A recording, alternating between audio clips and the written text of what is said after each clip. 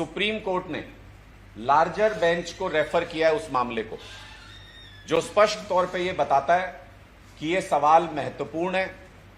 Supreme court की इस bench की नजर में भी ये सवाल क्रिटिकल और महत्वपूर्ण है, इसलिए लार्जर बेंच को इस पर डिसीजन लेने के लिए सुप्रीम कोर्ट की इस बेंच ने रेफर किया है। यानी अरविंद केजरीवाल जी ने इस तानाशाही के खिलाफ जो आवाज उठाए, जो सवाल उठाए, वो अब महत्वपूर्ण सवाल पूरे देश के लिए, सुप्रीम कोर्ट के लिए बन गए हैं। और इनके ऊपर जो भी निर्णय भविष्य में कोर्ट की तरफ से आएगा, वो एक नजीर स्थापित करेगा पूरे देश के अंदर, और लोगों के अंदर कम से कम ये कॉन्फिडेंस पैदा हुआ है कि जो मनमानी और जो तानाशाही चल रही थी एजेंसियों की, उसके खिलाफ अब सवाल सही प्लेटफॉर्म तक पहुंच गए हैं, आवाज उठने लगी है और निर्णय भी आने लगे हैं धीरे धीरे। गिरफ्तारी, आज कोर्ट ने यह कहा कि गिरफ्तारी अगर इतना सब्जेक्टिव विषय है कि अगर इन्वेस्टिगेटिंग ऑफिसर कन्विंस है कि मुझे गिरफ्तार करने की जरूरत है तो वो गिरफ्तार कर सकते हैं।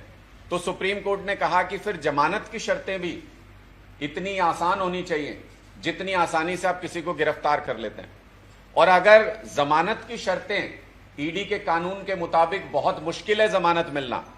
तो फिर गिरफ्तारी का थ्रेशोल्ड भी हाई होना चाहिए। ऐसे नहीं कि जिसको भी मन करे एजेंसी ने उसको गिरफ्तार कर लिया और फिर जमानत उसको मिल नहीं सकती क्योंकि कानून के अंदर उस तरीके के प्रावधान है। बीजेपी को यह बात पता थी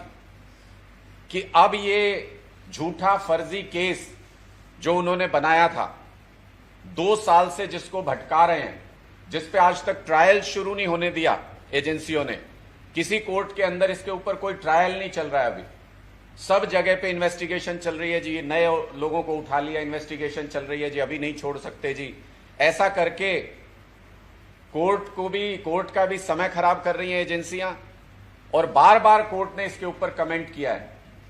कि क्यों नहीं एजेंसियां ट्रायल में आती हैं, क्यों ट्रायल को डिसाइड नहीं करती है। मनीष सिसोदिया जी के एक केस में भी